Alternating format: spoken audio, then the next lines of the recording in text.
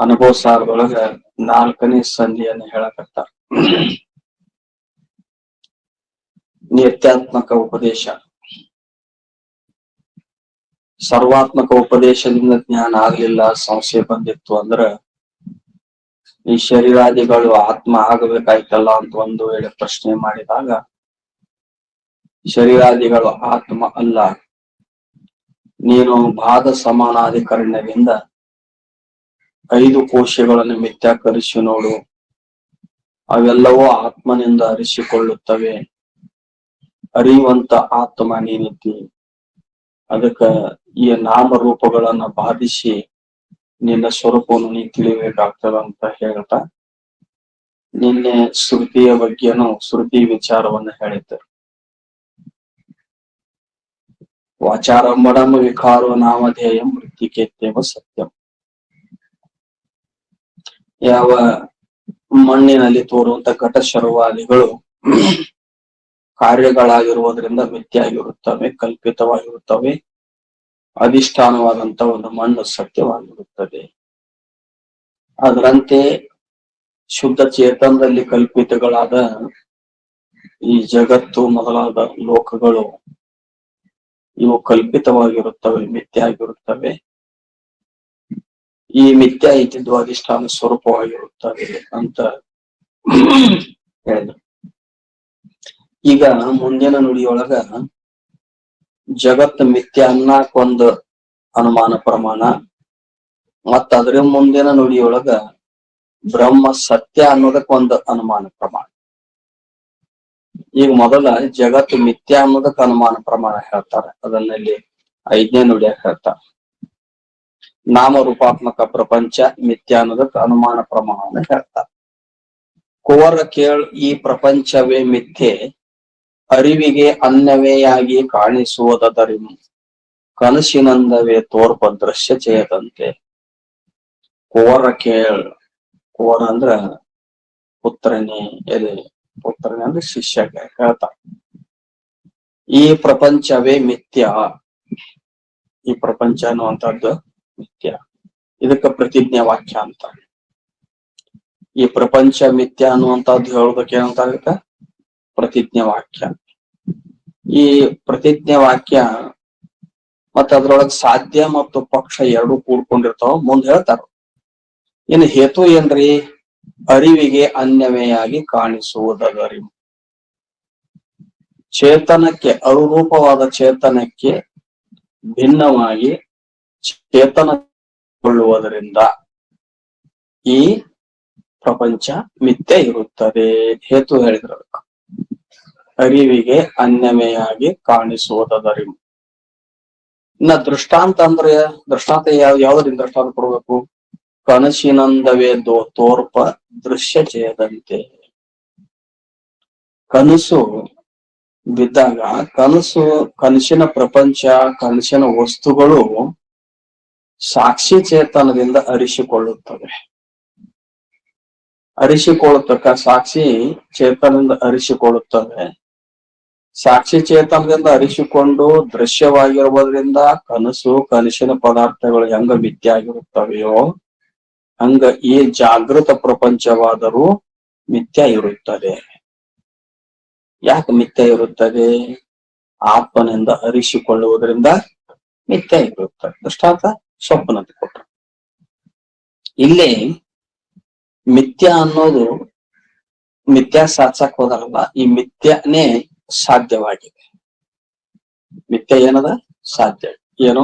ಈ ಪ್ರಪಂಚ ಮಿಥ್ಯ ಅಂತ ಹೇಳ್ತೇವಲ್ಲ, ಇಲ್ಲಿ ಸಾಧ್ಯ ಯಾವ್ದಂದ್ರ ಪ್ರಪಂಚದ ಮಿಥ್ಯತ್ವ ಏನು ಸಾಧಿಸ್ತಾರಲ್ಲ ಅದೇ ಸಾಧ್ಯವಾಗಿ. ಇಲ್ಲಿ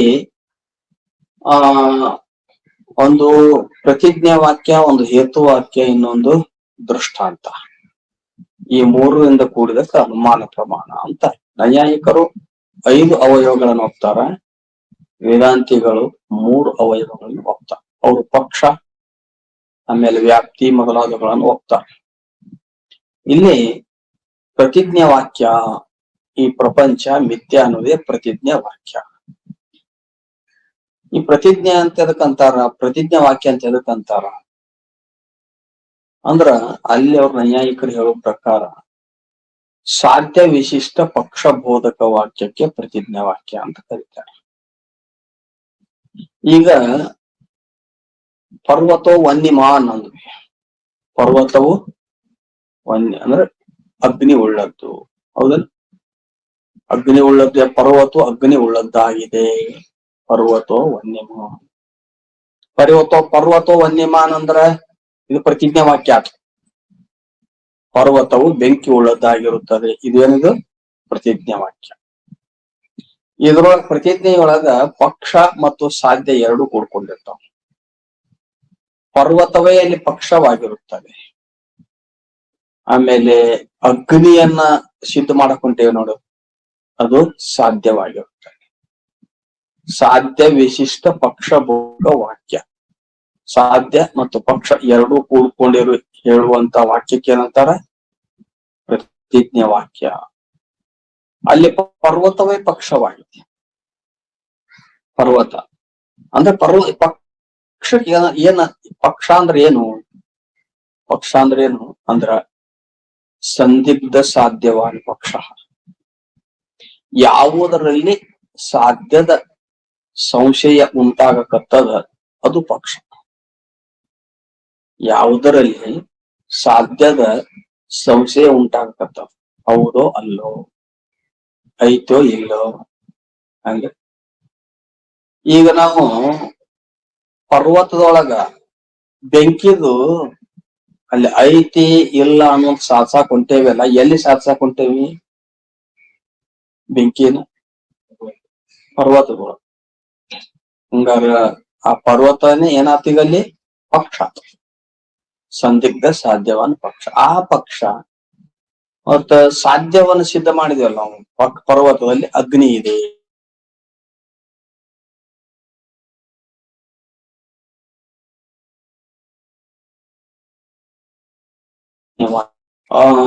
ಸಾಧ್ಯ ಮತ್ತು ಪಕ್ಷ ಬೋಧಕ ವಾಕ್ಯಕ್ಕೆ ಪ್ರತಿಜ್ಞಾ ವಾಕ್ಯ ಅಂತ ಹೇಳಿದ್ರು. ಹಂಗಾರ ಅಲ್ಲಿ ಹೇತು ಏನಿತ್ತು? ಪರ್ವತ ವನ್ಯಮಾನದಲ್ಲಿ ಹೇತು ಏನು? ಧೂಮ. ಹೌದ? ಧೂಮ. ಧೂಮ ಅಂದ್ರ ಹೊಗೆಯನ್ನ ನೋಡಿ ನಾವೇನ್ ಮಾಡಿದ್ವಿ? ಪರ್ವತದೊಳಗ ವನ್ಯ ಇದೆ, ಬೆಂಕಿ ಇದೆ ಅಂತ ಹೇಳಿದ್ವಿ. ಅಂದ್ರ ಆ ಹೇತು ಆ ಧೂಮ ಆತು. ಧೂಮ ಹೇತು, ಅದರಿಂದ ಆ ಬೆಂಕಿಯ ಒಂದು ಸಿದ್ಧ ಮಾಡಿದ್ವಿ. ಹಂಗ ಇಲ್ಲಿ ಹೇತು ಏನದಪ್ಪ? ಹೇತು ಏನದ ಅಂದ್ರ ಪ್ರಪಂಚವು ಮಿಥ್ಯ, ಈ ಪ್ರಪಂಚವು ಮಿಥ್ಯೆ ಆಗಿದೆ ಅನ್ನೋದು ಪ್ರತಿಜ್ಞಾ ವಾಕ್ಯ. ಮಿಥ್ಯತ್ವ ಇಲ್ಲಿ ಸಾಧ್ಯ. ಆಮೇಲೆ ಪ್ರಪಂಚ ಅನ್ನುವಂತಹದ್ದು ಇಲ್ಲಿ ಪಕ್ಷವಾಗಿ. ಪ್ರಪಂಚ ಅನ್ನೋದು ಇಲ್ಲಿ ಪಕ್ಷವಾಗಿ ಅಂದ್ರ ಯಾವುದರಲ್ಲಿ ಸಂಶಯ ಉಂಟಾಗತ್ತದ ಅದು ಪಕ್ಷ ಅಂದ್ವಲ್ಲ. ಪ್ರಪಂಚ ಸತ್ಯಾನೋ ಮಿಥ್ಯಾನೋ ಅನ್ನುವಂಥದ್ದು, ಸತ್ಯಾನೋ ಮಿಥ್ಯಾನೋ ಅನ್ನುವಂಥದ್ದಕ್ ವಿಷಯ ಯಾವ್ದಾಗೈತಿ? ಪ್ರಪಂಚನ ಆಗೈತಿ. ಅಂದ್ರೆ ಪ್ರಪಂಚ ಏನಂತ ಪಕ್ಷ. ಆ ಪ್ರಪಂಚವೇ ಪಕ್ಷವಾಗಿದೆ. ಹೇತು ಏನ್ರಿ? ಇಲ್ಲಿ ಸಾಧ್ಯ ಅನ್ನುವಂಥದ್ದು ಮಿಥ್ಯ ಅನ್ನುವಂಥದ್ದು ಸಾಧ್ಯ ಆತು. ಪ್ರಪಂಚ ಅನ್ನೋದು ಪಕ್ಷ ಆತು. ಈ ಪ್ರಪಂಚವು ಮಿಥ್ಯ ಅನ್ನೋದು ಪ್ರತಿಜ್ಞಾ ವಾಕ್ಯ ಆತು. ಹೇತು ಅಂದ್ರೆ ಏನ್ ಹೇಳ್ತಾರ? ಅರಿವಿಗೆ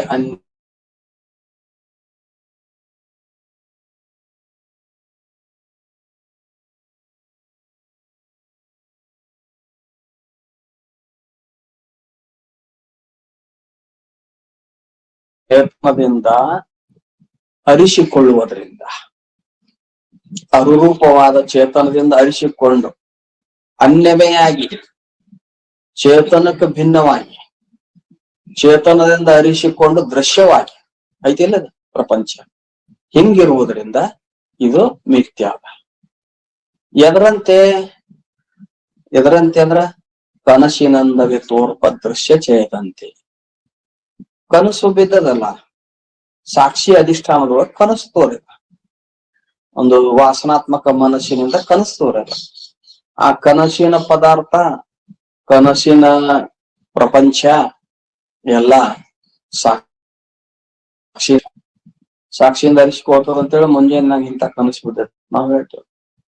ಅದಕ್ಕ ಕನಸಿನಿಂದ ಕನಸಿನ ಪ್ರಪಂಚ, ಕನಸಿನ ಪದಾರ್ಥಗಳು ಸಾಕ್ಷಿ ರೂಪ ಚೇತನದಿಂದ ಅರಿಸಿಕೊಳ್ಳುವುದರಿಂದ ಅದ್ ಹೆಂಗ ಮಿಥ್ಯಾನೋ ಈ ಜಾಗೃತ ಪ್ರಪಂಚನೂ ಕೂಡ ಚೇತನಕ್ಕೆ ಭಿನ್ನವಾಗಿ ಚೇತನದಿಂದ ಅರಿಸಿಕೊಳ್ಳುವುದರಿಂದ ಇದು ಮಿಥ್ಯ ಅದ ಅಂತ ಈ ರೀತಿಯಾಗಿ ಹೇಳಿ. ಈಗ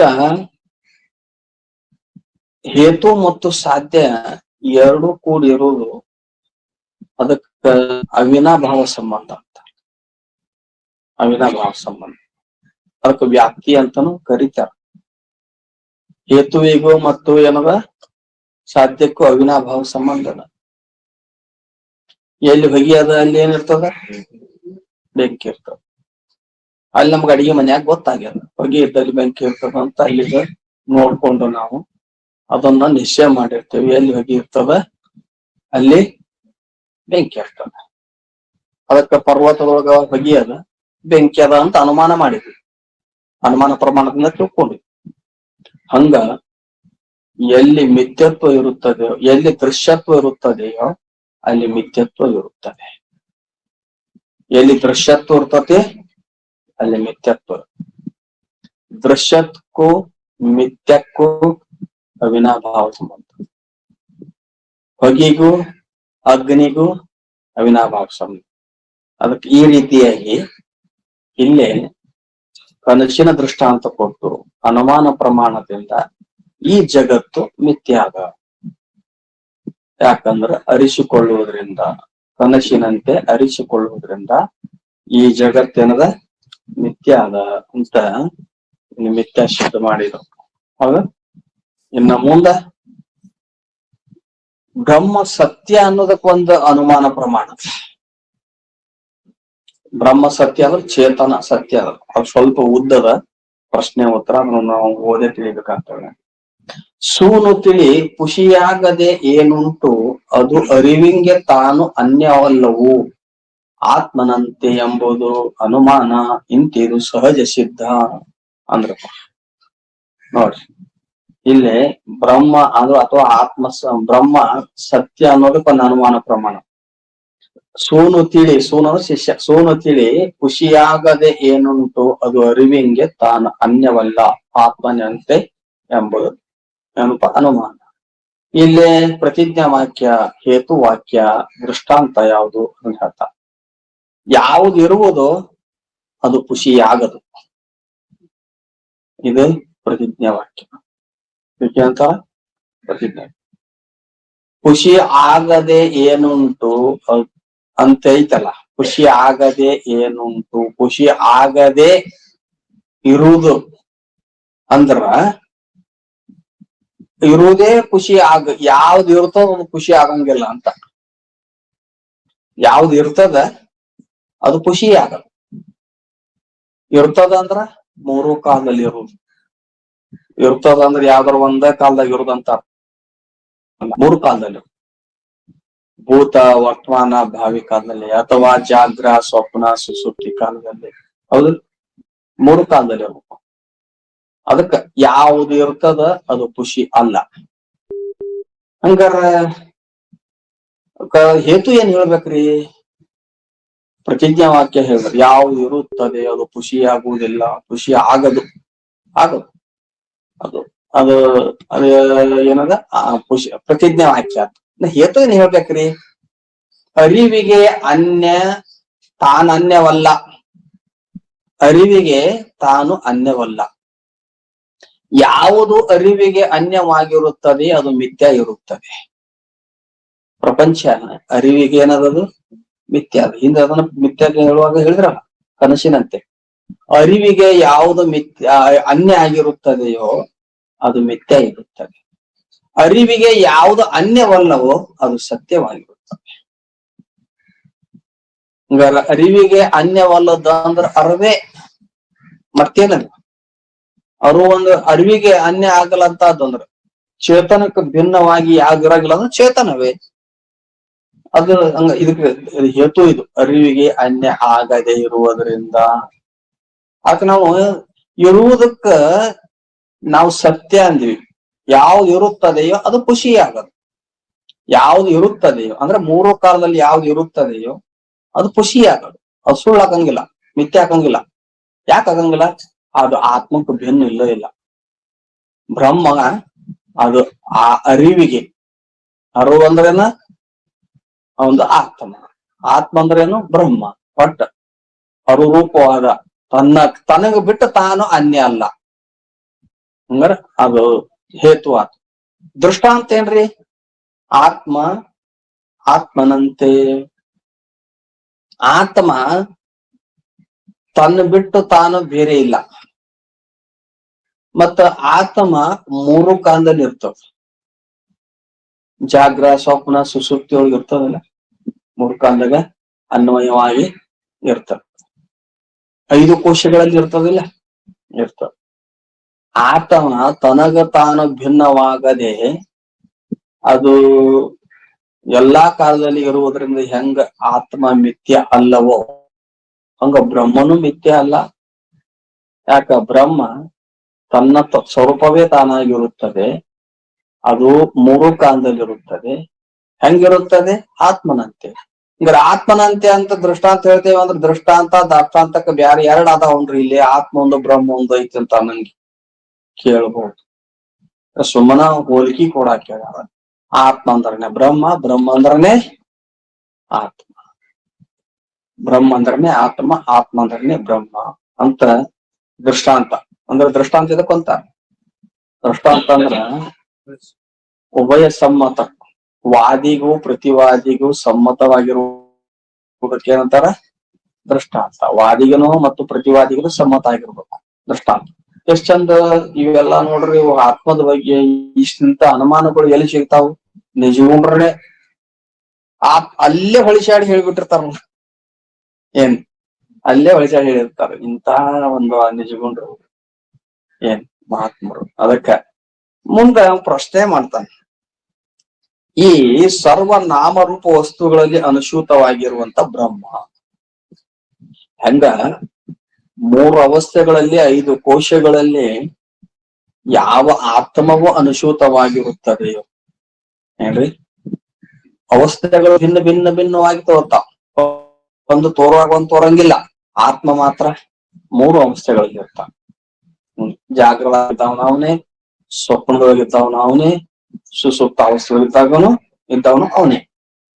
ಈ ಹೆಂಗ ವ್ಯಷ್ಟಿ ಶರೀರದಲ್ಲಿ ಎಲ್ಲ ಇಂದ್ರಿಯಗಳಿಗೂ ಒಬ್ಬ ಒಡೆಯನಾಗಿ, ಇಲ್ಲಿ 3 ಶರೀರಗಳಲ್ಲಿ ಒಬ್ಬನೇ ಆಗಿ, 5 ಕೋಶಗಳಲ್ಲಿ ಒಬ್ಬನೇ ಆಗಿ, 3 ಅವಸ್ಥೆಗಳಲ್ಲಿ ಒಬ್ಬನೇ ಆಗಿ ಯಾವ ಆತ್ಮನಿರುತ್ತಾನೆಯೋ ಹಂಗೆ ಸರ್ವ ನಾಮ ರೂಪಗಳಲ್ಲಿ ಅನುಸೂತವಾಗಿ ಬ್ರಹ್ಮನಿರುತ್ತಾನೆ.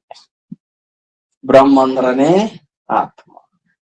ತದಂತರಸ್ಯ ಸರ್ವಸ್ಯ ತದು ಸರ್ವಶಾಸ್ಯ ಬಾಹ್ಯತಃ. ಚೇತನ ಒಳಗು ಹೊರಗು ಹಾಸು ಹಕ್ಕಾಗ್ಯದ. ಚೇತನ ಇಲ್ಲದ ಜಾಗನೇ ಇಲ್ಲ. ಒಳಗಿದ್ದಕ್ಕೆ ಪ್ರತ್ಯೇಕ ಆತ್ಮ ಅಂದ್ವಿ, ಹೊರಗಿದ್ದಕ್ಕೆ ಬ್ರಹ್ಮ ಅಂದ್ವಿ ಅಷ್ಟೇ. ಹೆಸರು ಬದ್ಲಿ ಆಯ್ತು, ಅದು ವಸ್ತು ಮಾತ್ರ ಒಂದೇ ಆಯ್ತು. ವಸ್ತು ಮಾತ್ರ. ಹಂಗ ಆ ಬ್ರಹ್ಮ ಸ್ವರೂಪನೇ ಆತ್ಮ. ಆ ಬ್ರಹ್ಮ ಸ್ವರೂಪ ಹೆಂಗ್ ಕರಿತೀರಿ ಅಂದ್ರ ಸರ್ವನಾಮ ರೂಪಗಳಲ್ಲಿ ಅನುಸೂತವಾಗಿರುತ್ತದೆ. ನಾಮರೂಪಗಳು ಬದ್ಲಿ ಆಗ್ತಾವ. ಒಮ್ಮೆ ನಾವು ಕೊಡ ಅನ್ಬಹುದು, ಹರಿವಿ ಅನ್ಬಹುದು, ಮುಚ್ಚಳ ಅನ್ಬಹುದು, ಕಂಬ ಅನ್ಬಹುದು, ಪಟ ಅನ್ಬಹುದು, ಏನ ಅನ್ಬಹುದು, ಏನ ಅಂತೇವಿ. ನಾಮರೂಪಗಳು ಭಿನ್ನ ಆಗ್ತಾವ. ಆದ್ರ ಇದಮಾಂಶ ಏನಂತೆ? ಸಾಮಾನ್ಯ ಇದಮಾಂಶ ಏನ್ರಿ? ಅನ್ಸೂತ ಇದೇ ಇದೆ ಅನ್ನೋದೇ ಆತ್ಮನ ಬ್ರಹ್ಮದ ಸ್ವರೂಪ. ಅದಕ್ಕ ಎಲ್ಲ ನಾಮರೂಪಗಳಲ್ಲಿ ಆ ಬ್ರಹ್ಮ ಅನ್ನುವಂಥದ್ದು ಅನುಸೂತವಾಗಿರುವುದರಿಂದ ಅದು ಅಕಲ್ಪಿತವಾಗಿದೆ. ಯಾವುದು ವ್ಯತಿರೇಕವಾಗಿರುತ್ತದೆಯೋ ಅದು ಕಲ್ಪಿತವಾಗಿರುತ್ತದೆ. ಯಾವುದು ಅದು ಅಕಲ್ಪಿತವಾಗಿರುತ್ತದೆ. ಅದಕ್ಕೆ ಘಟಪಟಾದಿಗಳು ಕಲ್ಪಿತದವ. ಅವು ಘಟಪಟಾದಿಗಳಲ್ಲಿ ಆತ್ಮ ಅಥವಾ ಬ್ರಹ್ಮ ಚೇತನ ಅನ್ನುವಂಥದ್ದು ಅಥವಾ ಸದ್ರೂಪ ಅನ್ನುವಂಥದ್ದು ಏನದಲ್ಲ, ಅದು ಸತ್ವ, ಅದು ಅನುಸೂತವಾಗಿರುವುದರಿಂದ ಒಂದೇ ಆಗಿದೆ. ಈಗ ಹಗ್ಗದಲ್ಲಿ ಸರ್ಪಾದಿ ಸರ್ಪ, ದಂಡ, ಮಾಲ 10 ಮಂದಿಗೆ 10 ಭಿನ್ನ ಭಿನ್ನವಾಗಿ ಅವ್ರವ್ರ ಭಾವನೆ ಅವರ ಸಂಸ್ಕಾರದಂತೆ ಆದಿಲ್ಲ. ಆ ಸರ್ಪಾದಿಗಳಲ್ಲಿ ಇರುವಿಕೆ ಇದಮಂಶ ಸಾಮಾನ್ಯ ಅಂಶ ಎಲ್ಲಿದ್ ಮತ್ತದ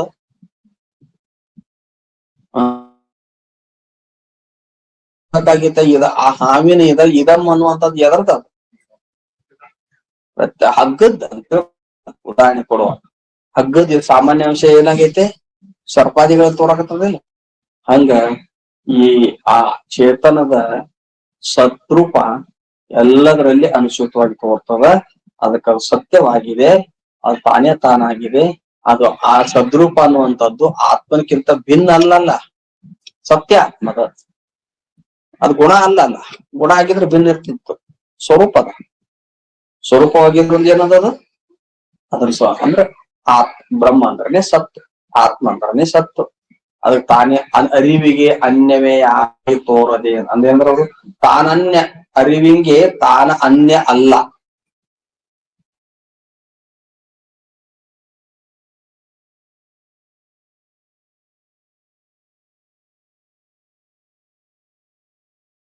ಈ ರೀತಿ ಹೇಳಿದ್ರು ಶಂಕ ಮಾಡ್ತಾ. ನೀವು ಅದ್ವೈತಿಗಳು 2 ಬುದ್ಧಿಗಳು ನಿಮ್ಮಲ್ಲಿಲ್ಲ ಅಂತ ಪ್ರಶ್ನೆ ಮಾಡ್ತಾ. ನೀವು ಅದ್ವೈತಿಗಳು ನಿಮ್ಮಲ್ಲಿ ಒಂದೇ ಬುದ್ಧಿ ಇರ್ತದೆ, 2 ಬುದ್ಧಿ ನಿಮ್ಮಲ್ಲಿ ಇಲ್ಲ. 2 ಬುದ್ಧಿ ಹೇಳಿದ್ರೆ ನೀವು ದ್ವೈತಿಗಳು ಹಾಕಿರಿ ಏನ್ರಿ. ನೀವ್ ಅದಕ್ಕೆ ತಾವು ಅದ್ವೈತಿಗಳು 2 ಬುದ್ಧಿಗಳು ಇಲ್ಲ. ಆದ್ರಿಂದ ಸತ್ಯ ಮಿಥ್ಯ ಜ್ಞಾನವು ತಮಗೆ ಆಗದೆಂದು ಶಂಕೆಯನ್ನು ಮಾಡುತ್ತಾನೆ. ಅಂದರೆ ಬ್ರಹ್ಮವು ಸತ್ಯವೆಂಬ ಬುದ್ಧಿ ಒಂದು, ಜಗತ್ತು ಮಿಥ್ಯ ಎಂಬ ಬುದ್ಧಿ ಒಂದು. ಈಗ 2 ಬುದ್ಧಿಗಳಾಗುತ್ತವೆ. ಹೀಗಾದ್ದರಿಂದ ಅದ್ವೈತಕ್ಕೆ ವಿರೋಧವಾಗುತ್ತದೆ.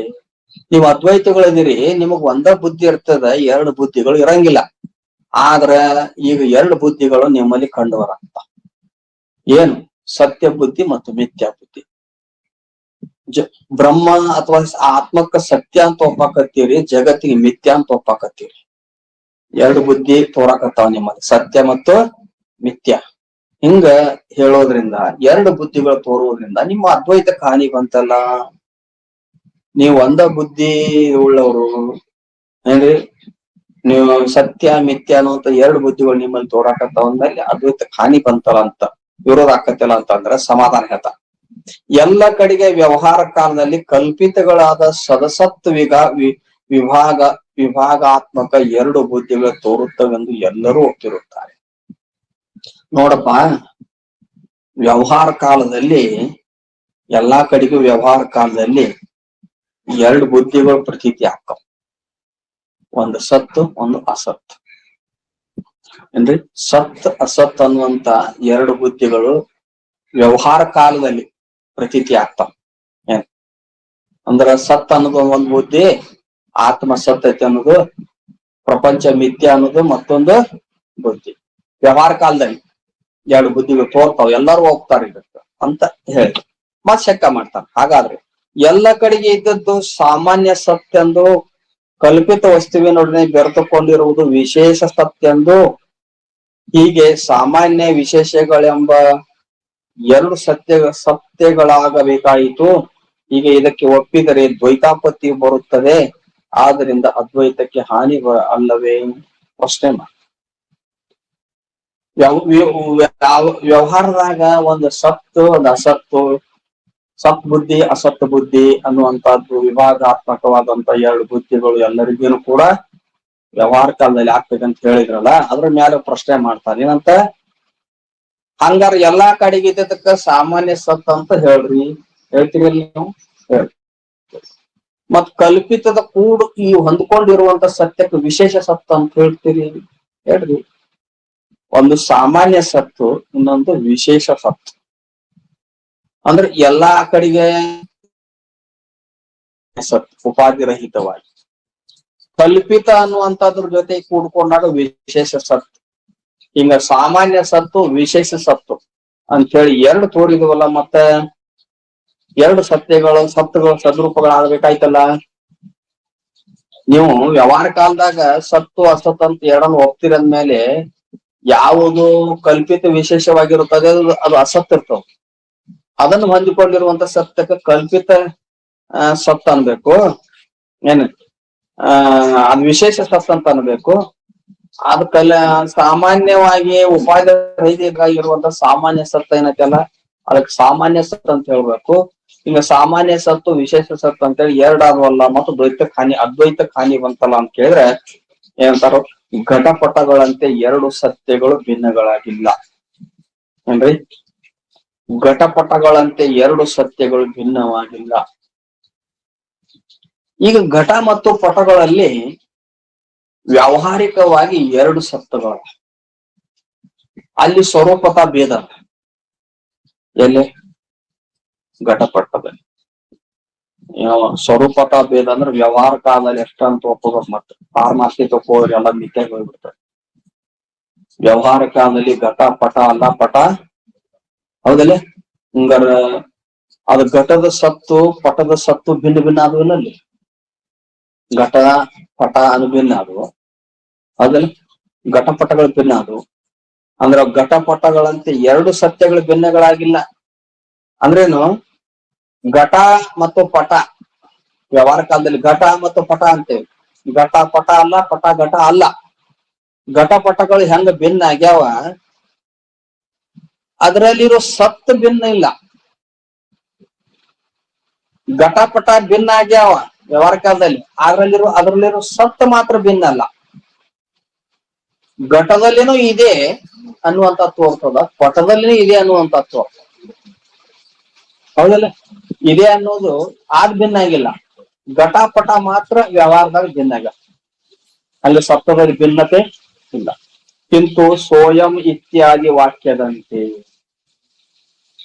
ಅವನೇ ಇವನು ಅನ್ನುವ, ಸ್ವಯಂ ಅಂದ್ರೆ ಅವನೇ ಇವನು ಅನ್ನುವಾಗ ಅವನು ಇವನು ಅಂದ್ರೂ ಕೂಡ ಅದು ಒಬ್ಬನಲ್ಲಿ ಪ್ರವೃತ್ತಿ ಅನ್ನೋದು. ಅವನೇ ಇವನು ಅನ್ಬೇಕಾಯ್ತು, ಒಬ್ಬನ ನೋಡಿ ಅಂತೀವಲ್ಲ. ಇನ್ನು ನೋಡಿದ್ದನ್ನ ಅವನೇ ದೇವರ ಒಬ್ಬನ ಅಲ್ಲ, ಒಂದ ಪಿಂಡ ಅಲ್ಲ. ಅದರಂತೆ ಘಟ ಸನ್ ಎಂಬಲ್ಲಿ ಸಮಾನಾಧಿಕರಣ್ಯವು ಅಂಗೀಕರಿಸಲ್ಪಡುತ್ತದೆ. ಅಂದರೆ ಸಾಮಾನ್ಯ ವಿಶೇಷ ಎಂಬ ಹೆಸರುಗಳು ಮಾತ್ರ ಭೇದವಲ್ಲದೆ ವಸ್ತು ಭೇದವಿಲ್ಲ. ಘಟ ಸಣ್ಣ ಪಟ ಸಣ್ಣ ಅಂತೇವ, ಘಟವಿದೆ ಪಟವಿದೆ ಅಂತೇವಿ. ಆದರೆ ಆ ಘಟಾಸನ್ನ ಪಟಾಸನ್ ಅನ್ನುವಾಗ ಘಟ ವಿಷಯ ಪಟ ವಿಷಯ ಇವು ಭಿನ್ನ ಅದಾವ. ಆದ್ರೆ ಸಣ್ಣ ಅನ್ನುವಂತ ಸದ್ರೂಪ ಮಾತ್ರ ಭಿನ್ನಿಲ್ಲ, ಸದ್ರೂಪ ಮಾತ್ರ ಭಿನ್ನಿಲ್ಲ. ಅದಕ್ಕ ಆ ಸದ್ರೂಪ ಸಾಮಾನ್ಯ ವಿಶೇಷ ಹೇಳಂಗಿಲ್ಲ ನಾವು. ಆಗ ವಿಷಯಗಳು ಘಟ ಪಟ ಏನವಲ್ಲ ಅವಕ್ಕ ನಾವು ಭಿನ್ನ ಭಿನ್ನ ಹೇಳ್ಬೋದು. ಆ ಸದ್ರೂಪ ಮಾತ್ರ ಅದು ಸಾಮಾನ್ಯವಾಗಿ ಎಲ್ಲದರಲ್ಲಿ ಇರ್ತದೆ. ಅದಕ್ಕ ಅದೇ ಉಪಾಧಿಯಿಂದ ವಿಶೇಷವಾಗಿದೆ. ಅಂದ್ರೆ ಘಟದ ಉಪಾದಿಯಿಂದ ಘಟ ಇದೆ ಅಂದಿವಿ, ಪಟದ ಉಪಾದಿಯಿಂದ ಪಟ ಇದೆ ಅಂದಿವಿ. ಆ ಘಟ ಪಟ ವಿಷಯಗಳು ಭಿನ್ನವಾಗಿ ಪ್ರತೀತಿ ಆಗಬಹುದು. ಆದ್ರೆ ಸದ್ರೂಪ ಮಾತ್ರ ಸಣ್ಣ ಅನ್ನುವಂತ ಸದ್ರೂಪ ಮಾತ್ರ ಅದು ಒಂದೇ ಆಗಿರುತ್ತದೆ. ಅದಕ್ಕೆ ವಸ್ತು ಒಂದಾಗೈತೆ, ಅದು ವಸ್ತು ಆದ ರೂಪ ಆತ್ಮ ಒಂದೇ ಆಗಿರುತ್ತದೆ. ಇನ್ನು ಶಂಕಮ ಸಮಾನಾಧಿಕರಣ್ಯ ಸಂಬಂಧದಿಂದ ಏಕನಿಷ್ಠತ್ವವನ್ನು ಹೇಳದೆ ನೀಲೋತ್ಪನ್ನ ವಾಕ್ಯದಂತೆ ಎರಡು ಬುದ್ಧಿಗಳಿಗೆ ಧರ್ಮಿ ವಿಷಯವಾಗಿ ಪ್ರತಿಪಾದನೆ ಮಾಡುವುದು ಸುಲಭವಲ್ಲವೇ ಏನ್ರಿ. ಸಮಾನಾಧಿಕರಣ್ಯ ಸಂಬಂಧದಿಂದ ಅದೇ ಇದು ಅವನೇ ಇವನು ಅನ್ನುವಲ್ಲಿ ಸಮಾನಾಧಿಕರಣ ಸಂಬಂಧ ಹೇಳಿದ್ರ ಸ್ವಯಂ. ಹಂಗ ಆ ಘಟಾಸನ್ನ ಪಟಾಸನ್ನ ಅನ್ನೋದ್ರಲ್ಲಿ ಸತ್ ಅನ್ನುವಂಥದ್ದು ಒಂದೇ ಆಗೈತೆ ಅಂತ ಏಕನಿಷ್ಠತ್ವವನ್ನು ಹೇಳದೆ ಹಿಂಗ್ ಹೇಳುದನ್ ಬಿಟ್ಟು ನೀಲೋತ್ಪಲ ವಾಕ್ಯದಂತೆ, ನೀಲೋತ್ಪಲ ವಾಕ್ಯ ನೀಲಿ ಕಮಲವಿದೆ. ಉತ್ಪಲ ಅಂದ್ರೆ ಕಮಲ, ನೀಲಿ ಕಮಲ ಅನ್ನುವಾಗ ಅಲ್ಲಿ ನೀಲ ರೂಪ ಬಣ್ಣಕ್ಕೂ ಕಮಲ ರೂಪ ಆ ಒಂದು ವಿಶೇಷ ಮತ್ತು ವಿಶೇಷಣ ಹೇಳ್ತೀವಿ ನೋಡಿ. ವಿಶೇಷಣ ಯಾವ್ದಾಗೈತಿ? ನೀಲ ಬಣ್ಣ. ವಿಶೇಷ ಏನು? ಕಮಲ ಆಗಿ. ಹಂಗ ಆ ಕಮಲಕ್ಕೂ ಮತ್ತು ನೀಲಿ ಬಣ್ಣಕ್ಕೂ ಧರ್ಮಿ ಹೇಳ್ರಲ್ಲ ಹೇಳ್ತೀವಿಲ್ಲ, ಧರ್ಮಿ ಹೇಳ್ತೀವಿ. ಧರ್ಮ ಯಾವ್ದಾತು? ನೀಲ ಬಣ್ಣ ಧರ್ಮ ಆತು. ಅದು ಇದೇನತ್ತು? ಅದು ಉತ್ಪಲ ಅಂದ್ರ ಕಮಲ ಏನಾತದು? ಧರ್ಮಿ ಆತ. ಹಂಗ ಧರ್ಮಿ ವಿಷಯವಾಗಿ ಪ್ರತಿಪಾದನೆ ಮಾಡುವುದು ಸುಲಭವಲ್ಲವೇ? ಎಲ್ಲಾ ಕಡೆಗೆ ಅದು ಸಮಾನಾಧಿಕರಣ ಸಂಬಂಧದಿಂದ ಏಕನಿಷ್ಠತ್ವವನ್ನು ಹೇಳಲಾರದೆ ನೀಲೋತ್ಪಲದಂತೆ ಎರಡು ಬುದ್ಧಿಗಳಿಗೆ ಅಂದ್ರೆ ಯಾವ ಮೊದಲ್ ಮ್ಯಾನ್ ಹೇಳಿದ್ರ ಎರಡು ಬುದ್ಧಿಗಳು ಯಾವ? ಒಂದು ಮಿಥ್ಯಾ ಬುದ್ಧಿ, ಒಂದು ಸತ್ಯ ಬುದ್ಧಿ ಅಂತ ಹೇಳಿರಲ್ಲ. ನಾವು ಜಗತ್ತಿನ ಮಿಥ್ಯತ್ವ ಹೇಳುವಾಗ ಜಗತ್ತಿನ ಮಿಥ್ಯಾ ಬುದ್ಧಿ, ಬ್ರಹ್ಮದ ಸತ್ಯ ಹೇಳುವಾಗ ಬ್ರಹ್ಮದ ಸತ್ಯ ಬುದ್ಧಿ. ಸತ್ಯ ಬುದ್ಧಿ ಮತ್ತು ಮಿಥ್ಯಾ ಬುದ್ಧಿಗೆ ಧರ್ಮಿ ಹೋಲಿಸ್ಕೊಂಡು ಹೇಳ್ರಿ ಅಂತ ನಾವ ಇವೆಲ್ಲಾ ನಿಮ್ ತಲಿ ಏನ್ ನಿಮ್ಗೆ ಟ್ಯೂಬ್ಲೈಟ್ ಎಲ್ಲ ಹೋಗಂಗಲ್ಲ ಬಿಡಂಗಿಲ್ಲ. ಅದಕ್ಕ ಈ ರೀತಿಯಾಗಿ ಧರ್ಮಿ ವಿಷಯವಾಗಿ ಪ್ರತಿಪಾದನೆ ಮಾಡಲು ಸುಲಭ ಆಗುದಿಲ್ಲೇನು? ಎರಡು ಬುದ್ಧಿಗಳಿಗೆ ನೀಲೋತ್ಪಲದಂತೆ ಧರ್ಮಿ ರೂಪದಿಂದ ಧರ್ಮಿಯಾಗಿ ಹೇಳ್ತೇವಲ್ಲ ನೀಲೋತ್ಪಲದಲ್ಲಿ ಹಂಗ ಎರಡು ಬುದ್ಧಿಗಳಿಗೆ ಧರ್ಮಿ ಹೋಲಿಸ್ಕೊಂಡು ಹೇಳ ಸುಲಭವಲ್ಲವೇ ಅಂದ್ರೆ ಮುಂದೆ ಹೇಳ್ತಾರೆ ಸಮಾನಾಧಿಕರಣ್ಯಕ್ಕೆ ನೀಲೋತ್ಪತ್ತಿ ಧರ್ಮಿ ವಿಷಯವು ಗೌಣವಾಗಿದೆ. ಸಮಾನಾಧಿಕರಣ್ಯ ಹೇಳುವಾಗ ನೀಲೋತ್ಪತ್ತಿ ಹೋಲಿಕೆ ಕೊಟ್ಟು ಹೇಳುವುದೇನೈತಿ ಅದು ಗೌಣವಾಗಿದೆ. ಅದಕ್ಕಿಂತಲೂ ಪೂರ್ಣ ವಸ್ತುವಿನಲ್ಲಿ ಪರಿಚ್ಛಿನ್ನಗಳು ಕಲ್ಪಿತಗಳಾದ್ರಿಂದ ಐಕ್ಯತ್ವನ್ನೇ ಹೇಳುವುದೇ ಮುಖ್ಯವಾಗಿರುತ್ತದೆ.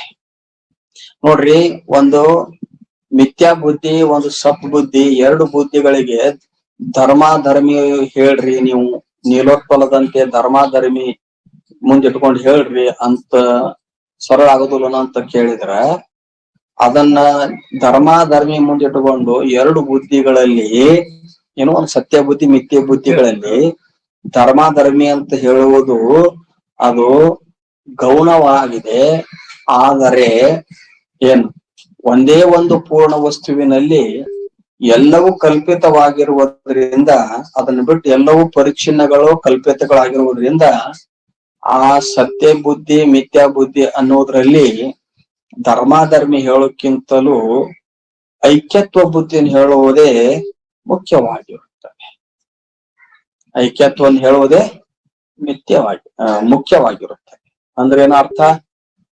ಮಿಥ್ಯಾ ಬುದ್ಧಿ ಅನ್ನುವಂಥದ್ದು ಸತ್ಯ ಬುದ್ಧಿನಲ್ಲಿ ಅಡಕವಾಗಿರುತ್ತದೆ, ಅಡಿಗೊಳ್ಳುತ್ತದೆ. ಮಿಥ್ಯಾ ಬುದ್ಧಿ ಅನ್ನುವಂಥದ್ದು ಸತ್ಯ ಅನ್ನುವಂಥ ಬುದ್ಧಿಯಲ್ಲಿ ಅಡಗಿ ಹೋಗುತ್ತದೆ. ಯಾಕ? ಮಿಥ್ಯಾ ಬುದ್ಧಿ ಕಲ್ಪಿತವಾಗಿರುತ್ತದೆ, ಸತ್ಯ ಬುದ್ಧಿ ಸತ್ಯವಾಗಿರುತ್ತದೆ. ಸತ್ಯ ಬುದ್ಧಿ ಅಂದ್ರೇನ? ಸದ್ರೂಪ ಆತ್ಮ ಇದೆ ಅನ್ನುವಂಥದ್ದು. ಅಂದ್ರೆ ಅರ್ಥ ಒಂದು ಸತ್, ಒಂದು ಕಲ್ಪಿತ. ಮಿಥ್ಯ ಅನ್ನುವಂಥದ್ದು ಸತ್ತಿನಲ್ಲಿ ಅಡಗಿ ಹೋಗುತ್ತದೆ. ಅಂದ್ರೆ ಅಡಗಿ ಹೋಗುತ್ತದೆ, ಅದರದು ಐಕ್ಯತ್ವ ಆಗುತ್ತದೆ ಅಂತ ಇರುತ್ತೆ. ಹಾಗೂ ಘಟ ಸಣ್ಣ ಹಸ್ತಿ ಸಣ್ಣ ಬುದ್ಧಿಗಳು ತೋರುತ್ತವೆ. ಘಟವಿದೆ, ಪಟವಿದೆ, ಹಸ್ತಿ ಇದೆ. ಹಸ್ತಿ ಅಂದ್ರೆ ಆನೆ ಇದೆ. ಆಮೇಲೆ ಅಶ್ವ ಅಂದ್ರ ಕುದುರೆ ಇದೆ. ಇವುಗಳು ಎರಡು ಬುದ್ಧಿಗಳು ತೋರ್ತಾವ. ಒಂದು ವಿಷಯದ ಬುದ್ಧಿ, ಒಂದು ಸದ್ಬುದ್ಧಿ. ಎರಡು ಬುದ್ಧಿಗಳು ತೋರ್ತಾ ಎಂದ್ರೇನು? ಒಂದು ಘಟ ಬುದ್ಧಿ, ಮತ್ತೊಂದು ಸಣ್ಣ ಬುದ್ಧಿ. ಎರಡು ಬುದ್ಧಿಗಳು ತೋರ್ತಾ. ಘಟವಿದೆ, ಪಟವಿದೆ, ಅಶ್ವವಿದೆ, ಹಸ್ತಿ ಇದೆ, ಎಲ್ಲ ಹೇಳ್ತೀವಲ್ಲ. ಇವುಗಳಲ್ಲಿ ಎರಡು ಬುದ್ಧಿಗಳು ತೋರ್ತಾವ. ಒಂದು ಘಟ ಬುದ್ಧಿ, ಒಂದು ಸಣ್ಣ ಬುದ್ಧಿ. ಸಣ್ಣ ಬುದ್ಧಿ ಅಂದ್ರೇನು? ಸತ್ ಅನ್ನುವಂತಹದ್ದ ಬುದ್ಧಿ ಇದೆ. ಎರಡದಾವಿಲ್ಲ, ಒಂದು ಘಟ ಅದ, ಒಂದು ಇದೆ ಅದ, ಎರಡದಾವ. ಘಟ ಅನ್ನೋದು ಒಂದು ಬುದ್ಧಿ ಅದ, ಇದೆ ಅನ್ನೋದು ಎರಡು ಬುದ್ಧಿಗಳು ತೋರ್ತಾವ. ಎರಡು ಬುದ್ಧಿಗಳು ತೋರ್ತಾವ. ಹೀಗೆ ಎರಡು ಬುದ್ಧಿಗಳು ತೋರುತ್ತವೆ. ಅವುಗಳಲ್ಲಿ ಘಟ ಬುದ್ಧಿ ವ್ಯಭಿಚಾರವಾಗಿರುತ್ತದೆ.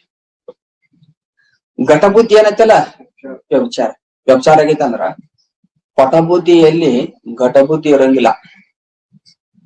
ಯಾಕ? ವಿಷಯಗಳು ಭಿನ್ನ ಆಗ್ಯಾವ ಅಲ್ಲಿ. ಘಟ ಪಟ ಅಲ್ಲ, ಪಟ ಘಟ ಅಲ್ಲ. ಘಟ ಬುದ್ಧಿ ಅಂದಾಗ ಅಲ್ಲಿ ಪಟಬುದ್ಧಿ ಇರಂಗಿಲ್ಲ. ಪಟ ಬುದ್ಧಿಯಲ್ಲಿ ಘಟ ಬುದ್ಧಿ ಇಲ್ಲ, ಆಮೇಲೆ ಮತ್ತೊಂದು ಎಲ್ಲಾ ಪದಾರ್ಥಗಳು ತಗೋರಿ ಪರಸ್ಪರ ವ್ಯತಿರೇಕವಾಗಿರುವುದರಿಂದ ವಿಷಯಗಳು ವ್ಯತಿರೇಕವಾಗಿರುವುದರಿಂದ ಆ ಘಟಬುದ್ಧಿ ಪಟಬುದ್ಧಿ ವ್ಯಭಿಚಾರವಾಗಿರುತ್ತದೆ. ಆದ್ರೆ ಸಣ್ಣ ಬುದ್ಧಿ ವ್ಯಭಿಚಾರವಾಗಿರುವುದಿಲ್ಲ. ಇದೇ ಇದೆ ಅನ್ನುವಂತ ಸಣ್ಣ ಬುದ್ಧಿ ಎಲ್ಲವರಲ್ಲಿ ಒಂದಾಗಿತ್ತು ಸದ್ರೂಪ. ಅದಕ್ಕ ಯಾಕೆಂದರೆ ಘಟಾದಿ ವಿಕಾರಗಳು ಕಾರ್ಯಗಳಾದ್ದರಿಂದ ವ್ಯಭಿಚಾರಿಗಳಾಗಿರುತ್ತವೆ ಎಂದು ಪೂರ್ವದಲ್ಲಿ ಹೇಳಿರುತ್ತದೆ. ಎರಡು ಬುದ್ಧಿಗಳೇನ್ ತೋರಿದ್ವಲ್ಲ, ಒಂದು ಘಟ ಬುದ್ಧಿ ಒಂದು ಸಣ್ಣ ಬುದ್ಧಿ.